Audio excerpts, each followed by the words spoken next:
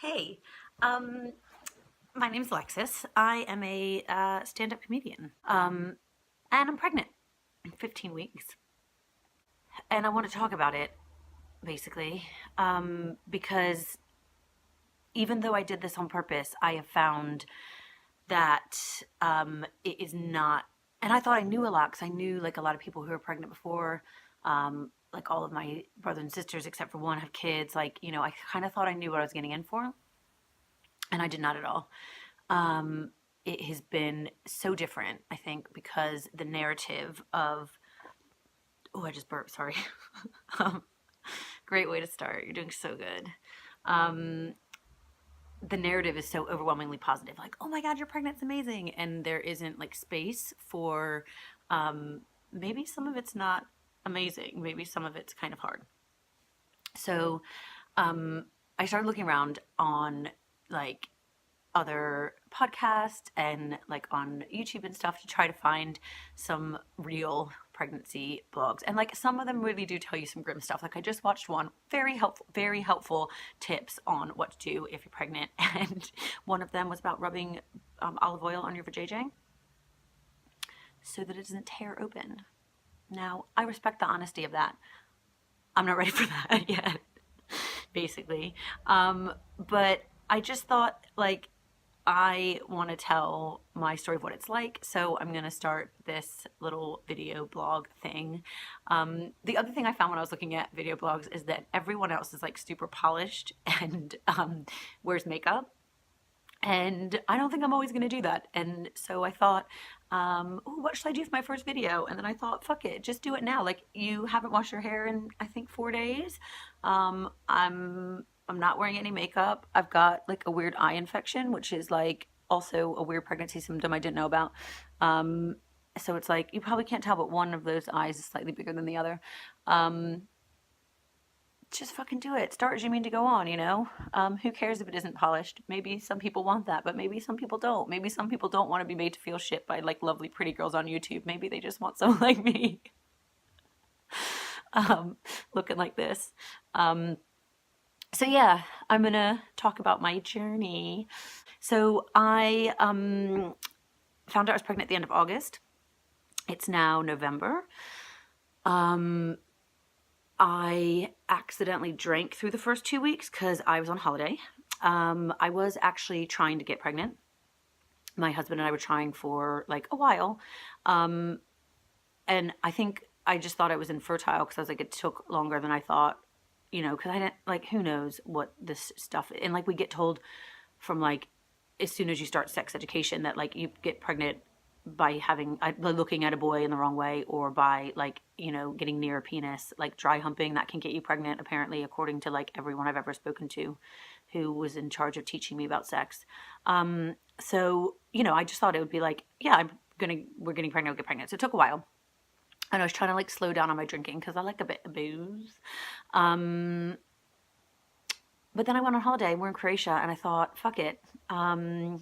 And I drank for 15 hours on my birthday, and then got back, and my period was late, and took a pregnancy test, and I was knocked out that month. So that was great. Sorry, baby. But it was like super early. Like it wasn't like, it was like a zygote still, which means it's like a sack of dividing cells. So it's not as big of a deal. So I haven't drank since I found out I was pregnant, which has not been as hard as I thought it was going to be, actually. I thought that was going to be really hard. But it turns out when you feel really sick all the time and you want to vomit in your mouth, you don't want to drink. So that's been... Sorry, I keep burping. Basically, the other thing on this video that I watched, the girl was saying I need a lot more calcium, and it scared me because she said the baby's going to take the insides of my teeth to make its bones. So like I was walking home, and I immediately went and got some chocolate milk because I don't like milk. So I'm drinking chocolate milk. So I just downed a glass of chocolate milk and I'm drinking another one. Baby, take this calcium, not the calcium for my teeth, because I actually really like my teeth. I have American teeth. I say that because I live in the UK and everyone always goes, oh my God, you have great teeth. And I do think they're good compared to British teeth, but they're just pretty normal teeth for America. Just letting you see my teeth. So yeah, chocolate milk like a 5-year-old, so that's good. It's way too chocolatey actually, but it's better than drinking normal milk, I think. So yeah, I felt morning sickness for like 8 weeks, and I call it morning sickness because it was all fucking day. Like you wake up in the, well, I did. I know it's different for everyone, but I woke up in the night to go pee like 7 times in a night and felt nauseous, and that was fun. I'd wake up in the morning and feel so nauseous that I couldn't even make myself eat something, which is what you have to do to make that feel better. I'd eat and then I'd feel better for about 5 minutes and then I'd be sick again. So I threw up in my mouth a lot. I got real good at that. Actually physically threw up probably only 2 or 3 times actually. It was more just feeling nauseous, which was fun. But the morning sickness, right? Why? Like for most people, is it worse in the morning, or is it just that like in the 1800s, some woman went into her doctor and was like, "Oh, doctor, I feel sick in the morning and I feel sick in the evening and I feel sick in the day." And he's like, "Yeah, you're sick in the morning. I heard you." And then like wrote down morning sickness. Like, I mean, I don't know what it is, but I'm blaming the patriarchy. So there's that. The other thing that I found recently, because I've now started telling people, so everyone at my work knows, and I've told lots of comedian friends and stuff, and we have announced it on my podcast, which I co-host with the wonderful Asha Reed. It's called Just Snap Out of It. It's about mental health, and we interview comedians and actors and stuff. So we announced on there. The thing that I've noticed is people are very excited. Like, I'm excited. Like, I did this on purpose. Like, I wanted to have a kid. However, sometimes when I tell people they're so excited, I'm like, I think you're more excited than me. And like, you're not going to meet the kid.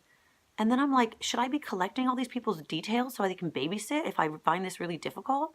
I could just have like a rota of people who watch the kid every day. Because like, if all the people who were excited will just sign up for like one day of babysitting, I could probably live my life pretty normally after I have a kid. I'm not going to do that, you guys, don't worry. But like, it's just, I find it very weird because before I was pregnant, I never got that excited about other people's pregnancies, besides my sister, because I knew she was really wanting a kid and she was excited. So I was excited for her, and I think I cried. I was also jet lagged. But it's just, I found that very bizarre. Like, I have gotten so many hugs, which is fine. It's lovely. I don't mind people's excitedness. It's just, I was surprised by how excited people would be. And like, people like touching my arm and going, "Oh," and like someone told me the other day it would be life affirming.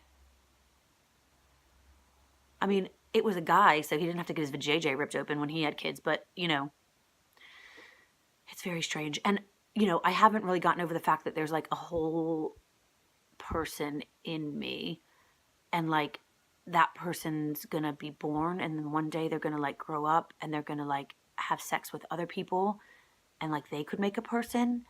And like they're gonna like drink and smoke and maybe do drugs, and it's all and like I made it. It's very bizarre. No wonder people are so obsessed with their own kids, because it's like, I made you. It's very, very crazy. So yeah, I think I'll leave this one there. But I'm gonna try to update regularly about just like things that I think about pregnancy, things that happen. You know, that kind of thing. I don't know if it's going to be regular. I don't know if it's going to be swishly edited. I'm probably not going to be wearing makeup most of the time. Maybe some mascara at the most. But it would be great if people like it. If you don't, fuck off, hater. Yeah. If you're pregnant too, awesome. Good going. Your baby maker works. And let's start getting some like real talk out about pregnancy, you know? Okay? Peace, bitches. Hey, team. So it's later the same day. What day is it? I don't even know. I'll find out. And I have taken a bath, which is why I'm flushed. And blow dried my hair. I haven't straightened it yet, so don't be a hater. And I forgot about one of the most craziest pregnancy symptoms that I did not know about until I got pregnant, which is that the crazy hormones give you very vivid dreams. And I already have quite vivid dreams. So I have been having such crazy dreams that it takes me even longer in the morning to like assess what is happening, what is real, what is not real.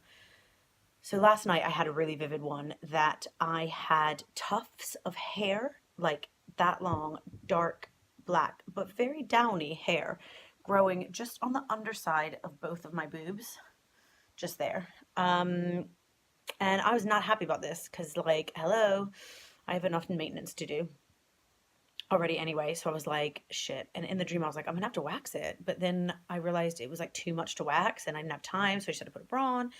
And then I was like putting the bra on and like hair was poking out the bottom. And I was like, this is horrible. And then I was like, oh my God, maybe it's because I'm having a boy and there's testosterone in my body. And that's all I remember.